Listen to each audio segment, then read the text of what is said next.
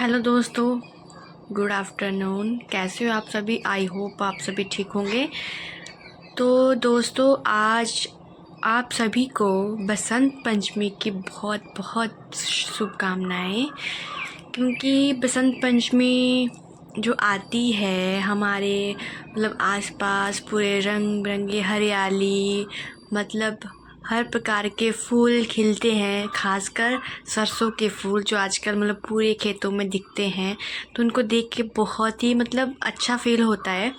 तो बसंत पंचमी इसी के ये मनाई जाती है, क्योंकि पूरे आसपास पूरी दुनिया में पूरे बाहर जितने भी लोगों के पास खेत खलियान हैं, वहाँ पर सरसों उगाई जाती है। उसके जो वो फूल है वो खिले होते हैं, तो वो बहुत ही अच्छी दिखाई देती है। और माँ सरस्वती के लिए ये आज का दिन भी मनाया जाता है, क्योंकि उनका आज जन्मदिन है।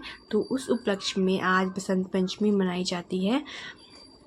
तो ये जो मेरा ये ब्लॉग है, ये जो मेरी वीडियो है आज की, तो ये बसंत पंचमी के उपलक्ष्य में ही है।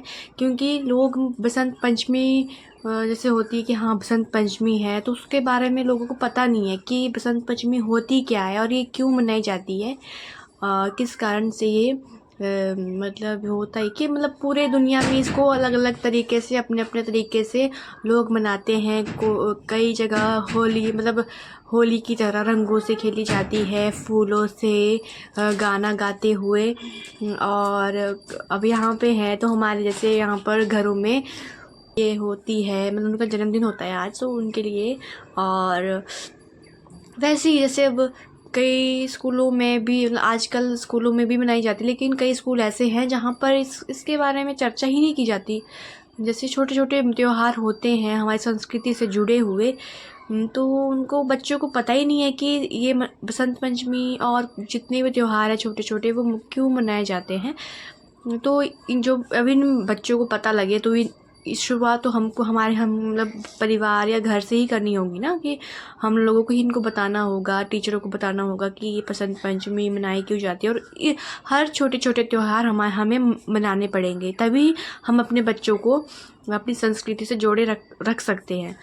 वैसे ही इस वीडियो में मैं अपने बेटे के स्कूल गई थी, वहाँ पर हम सभी अभिभावकों को बच्चों के अभिभावकों को बुलाया था। तो वहाँ पर इस बारे में बहुत चर्चा हुई, लोगों की शिक्षा नीति के बारे में। और जैसे जो मेरा बेटा है वो पढ़ता है सरस्वती विद्या मंदिर सुन्नी में, तो जो जितने भी सरस्वती वाले स्कूल हैं वो बहुत ही अच्छा और अच्छी शिक्षा बच्चों को दे रहे हैं, क्योंकि यहाँ पर संस्कार भी बच्चों को दिए जाते हैं। पढ़ाई के साथ साथ इस बच्चों में संस्कार भी बहुत ज़रूरी है, लेकिन क्योंकि शुरुआत तो वैसे घर से ही होती है संस्कारों की। तो पहले परिवार ही होते हैं, माँ बाप दादा दादी जितने भी लोग घर में होते हैं बच्चों के लिए पहले गुरु तो वही होते हैं, उसके बाद टीचर होते हैं। तो आज इस विषय में बहुत चर्चा हुई, तो आप इस वीडियो में ध्यान से सुने और कमेंट में मुझे ज़रूर बताएं कि आप इन बातों से कितना सहमत हैं। तो प्लीज़ आप इस वीडियो को ध्यान से सुनें और अपने बच्चों को जितना भी हो सके अच्छी बातें समझाएं, अच्छी बातें सिखाएं। बड़ों का सम्मान करना, छोटों से प्यार से बात करना। लेकिन आजकल के बच्चे बहुत शरारती है, बट इन्हें हमें ही सुधारना होगा, क्योंकि जो आने वाला टाइम है वो बहुत ही फॉरवर्ड है। और लोग बच्चे ऐसे हैं कि वो आगे बढ़ते जा रहे हैं, बड़े से बड़े मुकाम पर पहुंच रहे हैं, लेकिन वो उनमें संस्कार नाम की कोई चीज़ नहीं है। इसलिए पहले संस्कार डालो, फिर वो चाहे जितनी बड़ी उपलब्धि क्यों ना हासिल कर ले, लेकिन उनमें वो चीज़ जो संस्कार होंगे तो वो बहुत ही अच्छा इंसान बन पाएगा। तो दोस्तों, इसी के साथ मुझे भी यही वीडियो अपनी वाणी को विराम देना होगा, क्योंकि आगे भी वीडियो है वो भी आप देखिए, ध्यान से सुने। Okay guys, take care. और मेरे चैनल को सब्सक्राइब, लाइक एंड शेयर ज़रूर करें। प्लीज़ आपकी सपोर्ट की मुझे बहुत ज़रूरत है, क्योंकि अभी मैंने शुरुआत करी है यूट्यूब चैनल वीडियो बनाने की। इतना मुझे नॉलेज नहीं है कि कैसे क्या किया जाता है, बट जितना पता है उतना मैं कर रही हूँ, क्योंकि अब आपको मेरी वीडियोस कैसी लग रही है, क्या है, तो वो आपको ही बताना पड़ेगा। तो प्लीज़ मेरी वीडियो को आप बहुत बहुत प्यार दीजिए, इसी से मैं आगे बढ़ सकती हूँ और अच्छी से अच्छी वीडियो आपको मतलब बना सकती हूँ आपके लिए। क्योंकि जैसे मेरे सब्सक्राइबर नहीं बढ़ रहे हैं, सब्सक्राइबर एक की जगह मतलब अभी तो बहुत कम है। अब जैसे कि मेरे को लग रहा है कि यार सब्सक्राइबर तो नहीं बढ़ रहे हैं, तो फिर क्या फ़ायदा इस चीज़ का। तो प्लीज़ मेरी वीडियोस को आगे शेयर करें, प्लीज़ अपने दोस्तों को, अपनी फैमिली को, जितने भी आपके आसपास है, जितने सबको मेरी वीडियोस शेयर करें। मेरा चैनल के बारे में बताएं कि प्लीज़ इनको सपोर्ट करें। जितना आप साथ दोगे उतना मैं अच्छी वीडियो बना के आपको दिखा सकती हूँ। तो प्लीज़ धन्यवाद आप सभी का। Okay, bye bye, take care.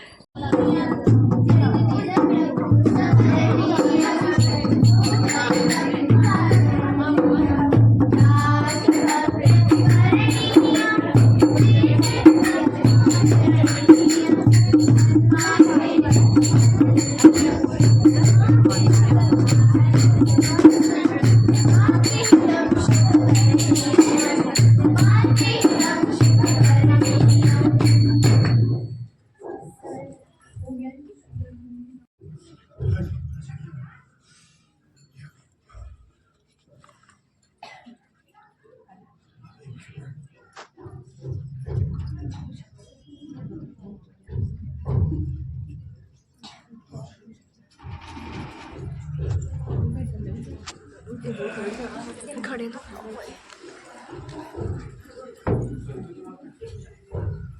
दीप वंदना स्थिति। दीप ज्योति परम ज्योति, दीप ज्योति परम ज्योति, दीप ज्योति जनार्दना, दीपो हरतु मे पापम्, दीप ज्योति नमोस्तुते। शुभं करोतु कल्याणम्, आरोग्यं सुखसम्पदाम्, द्वेषबुद्धिविनाशाय आत्मज्योति नमोस्तुते।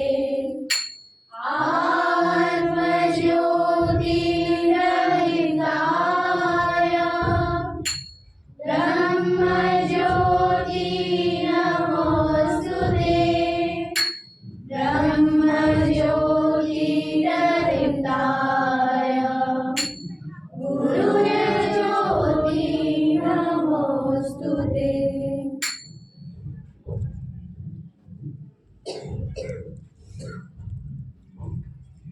पंचम कक्षा का छात्र ललाट सदन का प्रमुख सरस्वती माँ के जन्मदिन यानी बसंत पंचमी पर एक भाषण सुनाने जा रहा हूँ। बसंत पंचमी हिंदुओं का बहुत ही लोकप्रिय त्योहार है। यह त्योहार हर साल बसंत ऋतु के आगमन पर मनाया जाता है। यह त्योहार ज्ञान तथा विद्या की देवी माँ सरस्वती जी के जन्म दिवस के रूप में मनाया जाता है। इस दिन देवी सरस्वती जी की पूजा अर्चना की जाती है। हिंदू कैलेंडर के अनुसार यह त्योहार शुक्ल पक्ष की पंचमी को मनाया जाता है, जो कि जनवरी या फरवरी में आता है। यह त्योहार विद्यार्थियों का लोकप्रिय त्योहार होता है। सभी स्कूल तथा कॉलेज में बसंत पंचमी का त्योहार बहुत उत्साह से मनाया जाता है। इस दिन सभी लोग पीले रंग के वस्त्र पहनते हैं तथा पीले फूल से ही माँ सरस्वती जी की पूजा करते हैं। बसंत ऋतु को ऋतुओं का राजा भी कहा जाता है। इसके आने से न केवल मनुष्य बल्कि अन्य जीव जंतु तथा पेड़ पौधे भी खुशी से नाचने लगते हैं। यह त्योहार संपूर्ण भारत में अलग अलग नामों से मनाया जाता है तथा यह त्योहार भारत के अलावा नेपाल, बांग्लादेश तथा अन्य कई देशों में भी धूमधाम से मनाया जाता है। इस दिन लोग माँ सरस्वती जी के ज्ञान, बुद्धि तथा सफलता की कामना करते हैं। धन्यवाद। के साथ मैं अपनी वाणी को विराम देता हूँ। देवेंद्र जी जो हिमाचल शिक्षा समिति के कार्यकारिणी सदस्य हैं और जो है एजुकेशन से जो है एडिशनल एजुकेशन पद से डायरेक्टर के पद से रिटायर हुए। इनके साथ में है श्रीमान ज्ञान प्रकाश जी पंत जो पीएनबी बैंक से मैनेजर के पद से रिटायर हुए हैं दिल्ली से, और इनके साथ बैठे श्रीमान नीलाराम चौहान जी जो हिमाचल शिक्षा समिति के उपाध्यक्ष है।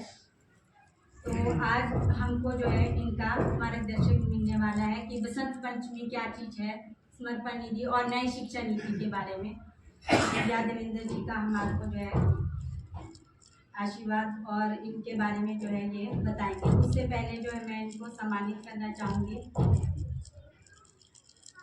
श्रीमान देवेंद्र जी को सम्मानित करेंगे श्रीमान नीलाराम जी, टोपी और बैच बनाकर।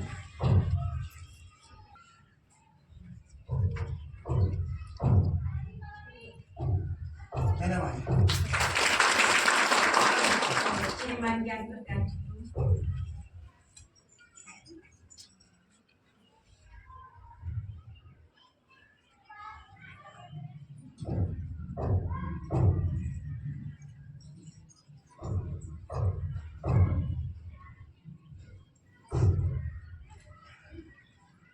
श्रीमान देवेंद्र जी श्रीमान नीलाराम जी को सम्मानित करेंगे।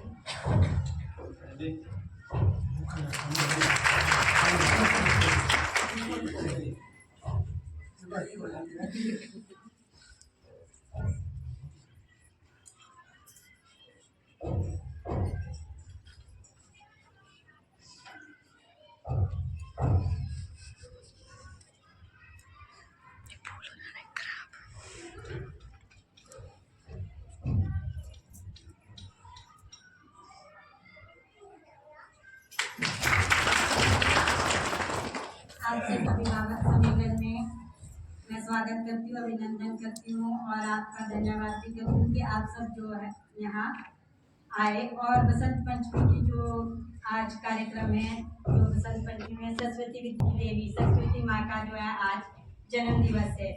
यह जो त्यौहार है माघ मास की शुक्ल पंचमी को मनाया जाता है। इस दिन सरस्वती माता का जन्मदिन होता है। तो यह हमारा एक हिंदू पर्व है जो हम जो है पश्चिमी अपनी की ओर बढ़ते जा रहे हैं। तो हमने इसको बच्चों के जो है अपने संस्कृति की ओर मोड़ना है, क्योंकि आज जो है हम पाश्चात्य संस्कृति की ओर जा रहे हैं। इसीलिए हम जो है इन त्योहारों को ज़्यादा से ज़्यादा महत्व दे रहे हैं कि बच्चे जो है अपनी संस्कृति को पहचान सके। हमारे को जो है छोटे से लेकर नर्सरी से लेकर जो है बच्चे को अपने संस्कृति के बारे में उनके अंदर भरना है कि हम क्या चीज़ है। ऐसे तो बोलते हैं बसंत पंचमी है, पर असल में लोगों को पता नहीं कि बसंत पंचमी है क्या चीज़ है। क्योंकि जैसे समर्पण क्या है, किसका समर्पण करना। समर्पण पैसों से नहीं होता है, किसी और चीज़ से भी होता है। समर्पण के कई अर्थ होते हैं। तो आज इसी के बारे में जो हमारे को देवेंद्र जी का जो है मार्गदर्शन मिलेगा, वो आए हैं, वो हमको अच्छी तरह से बताएंगे और नई शिक्षा नीति के बारे में। धन्यवाद।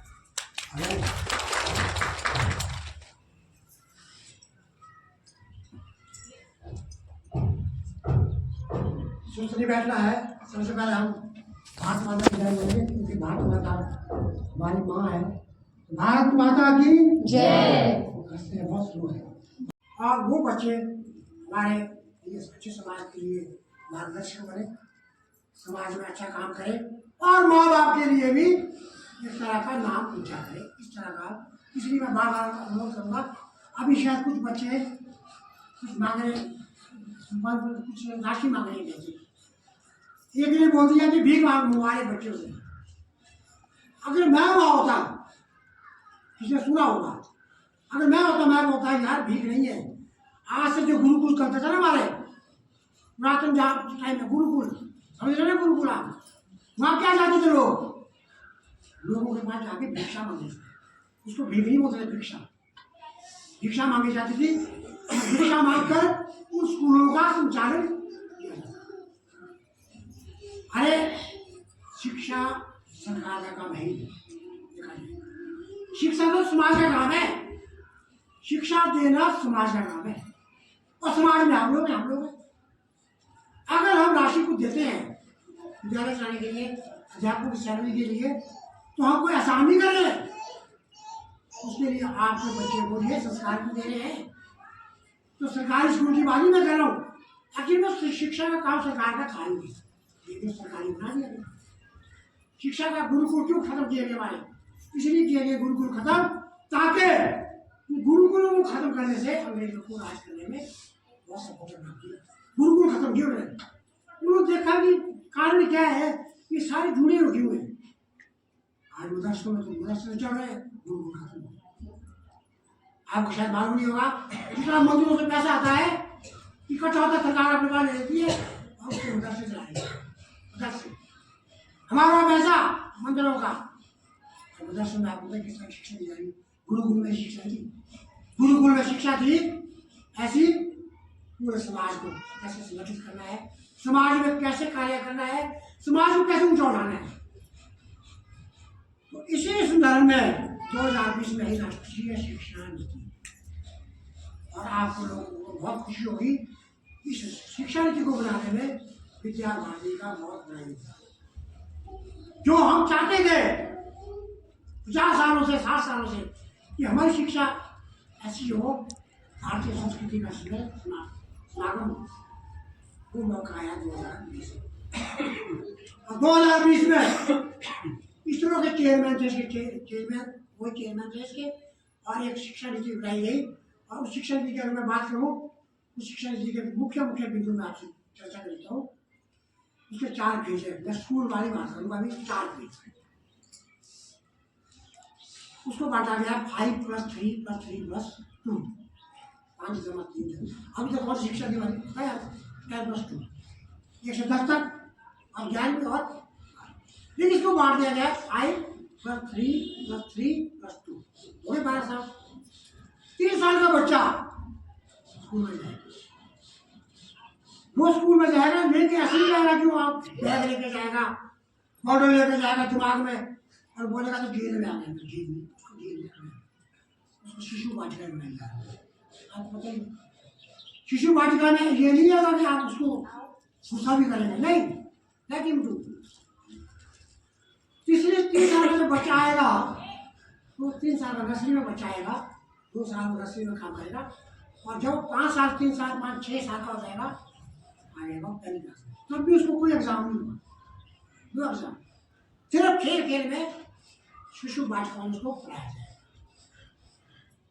उसके बाद तीसरी क्लास, दूसरी क्लास, तीसरी क्लास, चौथी क्लास, 5वीं क्लास हमने करी पहले 5+3। तो क्या हो गया? 3 साल का बच्चा, 4 साल का बच्चा और 5 साल का बच्चा, कितने हो गए? 3। फिर आ गया पहली क्लास में, दूसरी क्लास में हो गए 5, 3 वहाँ हो गए, और जब 7 साल का आएगा वो, तो वो दूसरी क्लास में होगा, दूसरी क्लास में होगा, और उसके 5 साल पूरे हो चुके हैं। जब उसके 5 साल पूरे हो गए, फिर आएगा तीसरी क्लास, वहाँ पर उसको पढ़ाया जाएगा मातृभाषा में, इंग्लिश भी पढ़ाई जाएगी, संस्कृत भी पढ़ाई जाएगी, साइंस भी पढ़ाई जाएगी, विज्ञान भी पढ़ाया जाएगा, और उसका तीसरी क्लास, चौथी क्लास, 5वीं क्लास, ये हो गया 5, ये हो गया +3। इसमें बच्चे का एग्जाम भी होगा, बच्चे को मातृभाषा पढ़ाया जाएगा। अब आपका प्रश्न आ सकता है कि हम तो इंग्लिश में पढ़ा सकते हैं, ऐसा है ना, इंग्लिश का तो भूमि था ना हमारे पर, इंग्लिश का जो इंग्लिश बोलेगा वो बड़ा टैलेंट वाला था, ये टैलेंट उसका है, 5 इंग्लिश नहीं पढ़ा देगा, लेकिन ऐसा नहीं है। हमारे ये साइकोलॉजिस्ट की कि जो बच्चा मातृभाषा पढ़ेगा वो जल्दी समझेगा। अगर बच्चों को आप इंग्लिश में पढ़ाना शुरू करेंगे, कुछ नहीं समझ पाएगा।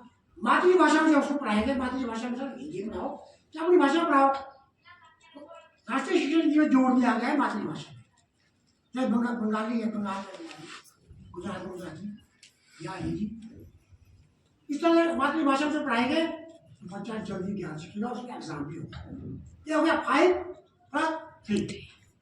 अब बच्चा निकल गया 11 साल तक का बच्चा निकल गया, 3 साल उसने क्या किया, पहले 5 साल पढ़ाओ, फिर 2 साल और पढ़ा, हो गया 5+5 हो गया।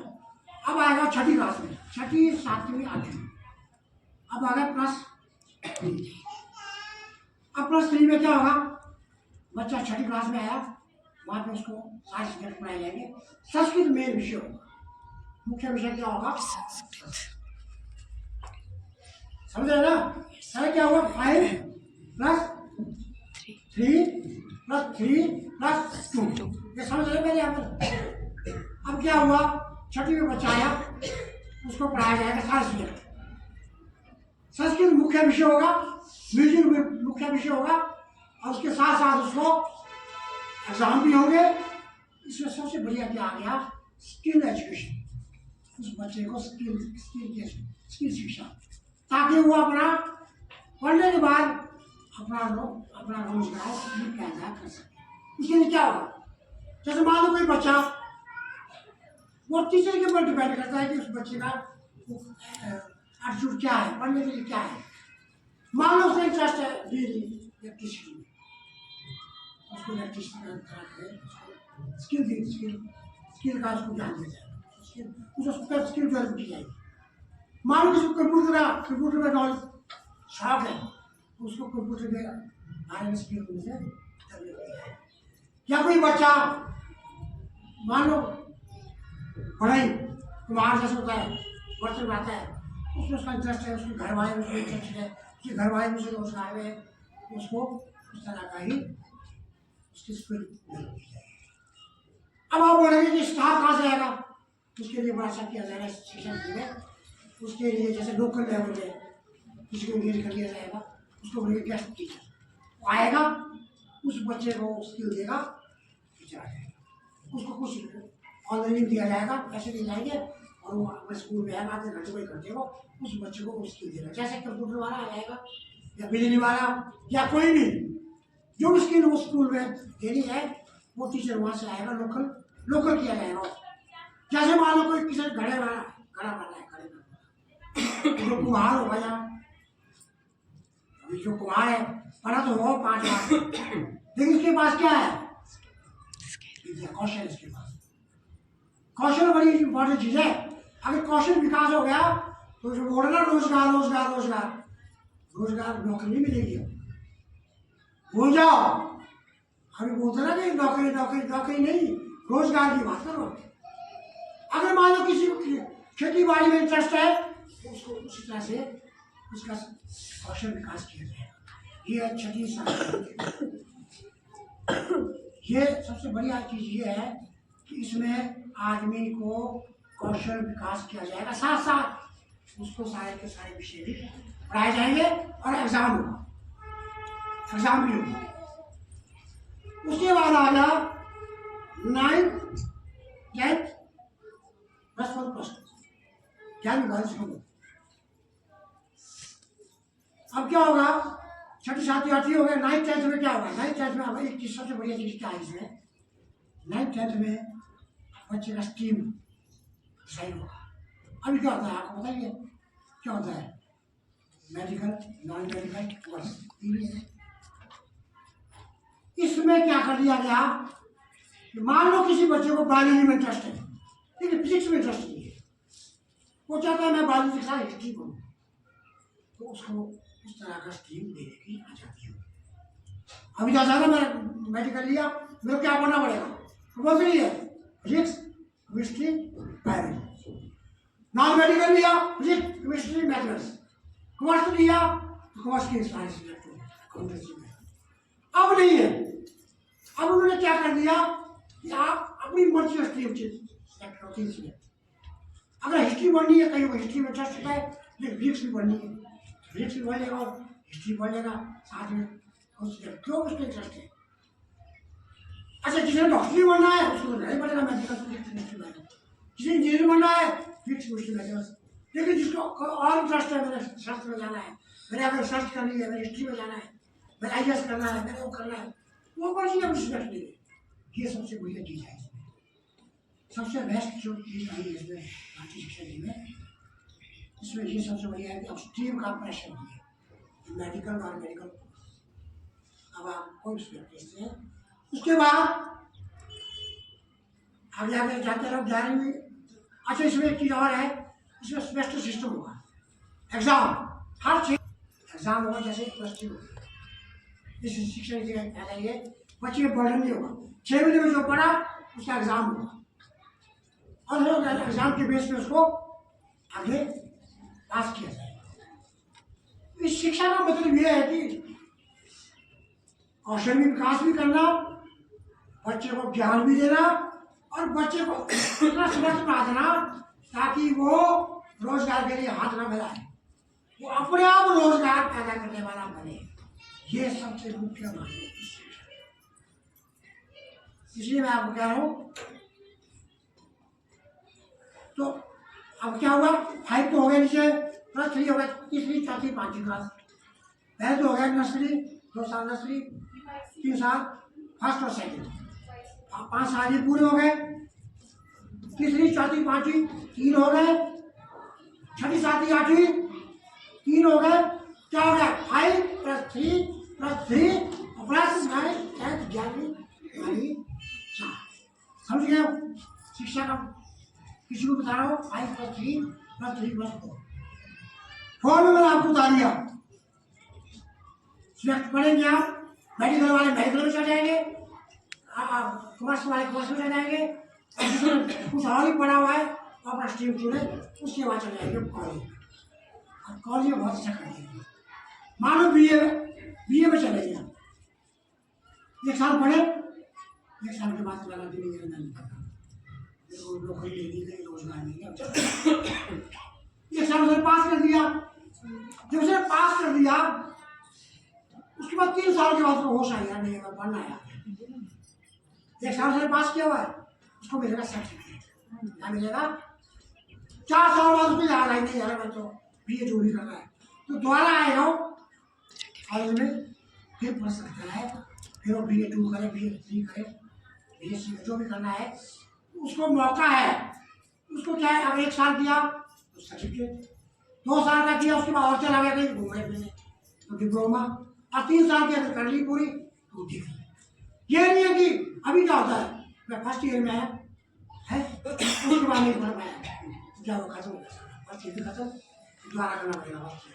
बाद आपको लगा नहीं मेरा मैं तो आगे पढ़ना है, आप आइए 1 साल में आपने क्या किया पूरा सर्टिफिकेट। उसके लिए जो नौकरी कर सकते हैं, कहीं भी अप्लाई कर सकते हैं, पर आपको मिलेगा सर्टिफिकेट। 2 साल का किया डिप्लोमा, 3 साल का किया। अभी क्या करना पड़ता है, पहले साल 2 साल 3 साल में चीजें एक इसमें बहुत अच्छा है।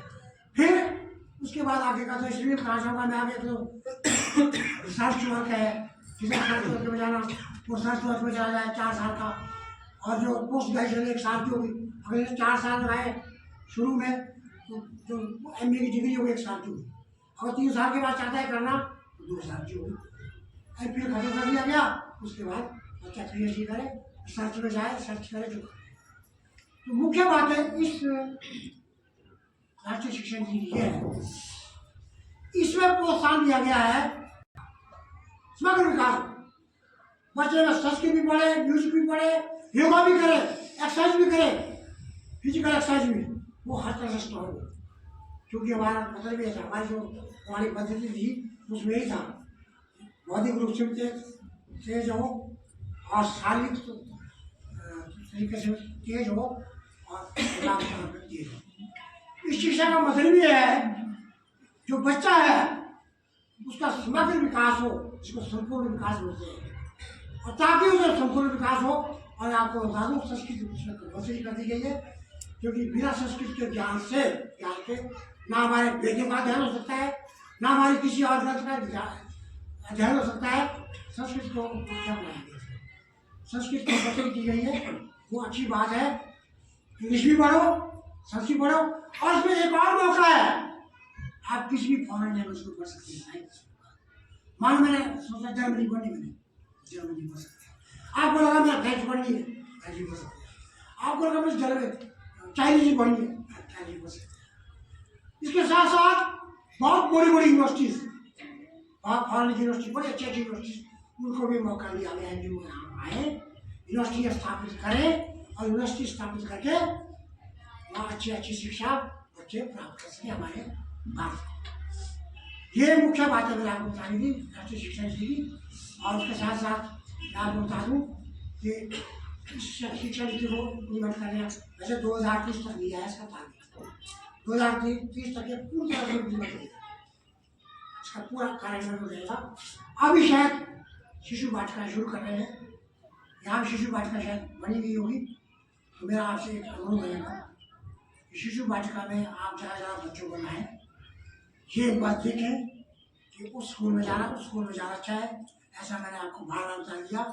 अगर आपने अपने बच्चों को संस्कार देने हैं तो मैक्सिमम पेरेंट्स को, अभिभावकों को बताओ कि अगर आपने संस्कारी बच्चा पैदा करना है, आगे समाज में लाना है, तो सरस्वती विद्या मंदिर को पैदा करो, क्योंकि आप जैसे आप उन बच्चों का विषय बनेगा, जैसे वो हमारे सारे संस्कार भी सीखेंगे, और जो हमारे सांस्कृतिक कार्यक्रम है, जो हमारा धार्मिक कार्यक्रम है, उनके बारे में भी उनको बहुत सारा ज्ञान होगा।